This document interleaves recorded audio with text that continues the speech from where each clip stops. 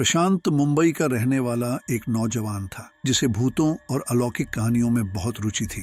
काम के बाद जब भी उसे कुछ फ्री टाइम मिलता वो भूतों की कहानियां पढ़ता या हॉरर मूवीज देखता। एक दिन प्रशांत को उसके बड़े भाई हरीश का अर्जेंट फोन आया। हरीश और उसकी पत्नी नेहा को तत्काल में गांव जाना था क्योंकि नेहा के पिताजी की तबीयत अचानक बहुत खराब हुई थी। वो अपनी 7 साल की बेटी अवनी को साथ नहीं ले जा सकते थे, इसलिए उन्होंने प्रशांत से पूछा कि क्या वो कुछ दिन के लिए अवनी का ध्यान रख सकता है। प्रशांत, जिसे अपनी भतीजी अवनी के साथ समय बिताना बहुत अच्छा लगता था, खुशी खुशी मदद करने को तैयार हो गया। उस शाम प्रशांत अपने भाई के घर पहुंच गया ताकि अवनी का ख्याल रख सके। उसके आते ही हरीश और नेहा ट्रेन पकड़ने के लिए चले गए और प्रशांत और अवनी घर पर अकेले रह गए। उन दोनों ने मिलकर एक अच्छी एनिमेटेड बच्चों की मूवी देखी। अवनी की माँ ने बनाया हुआ खाना खाया और अपने पड़ोस में थोड़ी देर घूमने निकले। घर वापस आने पर प्रशांत ने अवनी का बिस्तर तैयार किया और उसे सुला दिया। अवनी दिन भर मजे करने के बाद थकी हुई थी, तुरंत सो गई। प्रशांत वापस लिविंग रूम में आया। उसे नींद नहीं आ रही थी, इसलिए उसने टीवी पर कुछ देखने का फैसला किया, लेकिन रिमोट कंट्रोल की बैटरीज खत्म हो गई थी।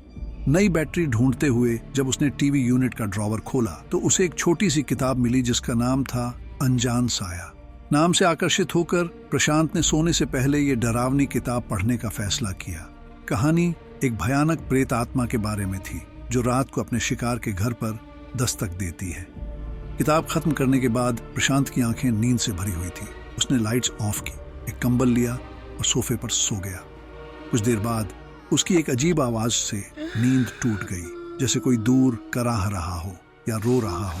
प्रशांत उठकर आवाज की जांच करना चाहता था, लेकिन उसे डर लग रहा था। उसने कंबल अपने सिर पर ओढ़ लिया और अपने कानों को तकिए से ढक लिया।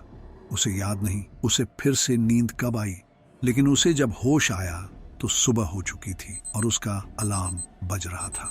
उसने अपनी भतीजी को चेक किया, वो अभी भी सो रही थी। उसने नाश्ता बनाया और उसे जगाया।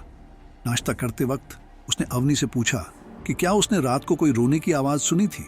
अवनी ने प्रशांत की तरफ देखा और डर से कहा, वो मैं थी। प्रशांत को राहत मिली, सोचते हुए कि ये तो मासूम अवनी थी जिसने कोई बुरा सपना देखा होगा। लेकिन अवनी ने जो आगे कहा उसे प्रशांत के पैरों के नीचे के जमीन ही खिसक गई। अवनी ने कहा, मैं इसलिए रो रही थी क्योंकि मैंने देखा जब आप सोफे पर सो रहे थे, एक चीज आपको घूर रही थी।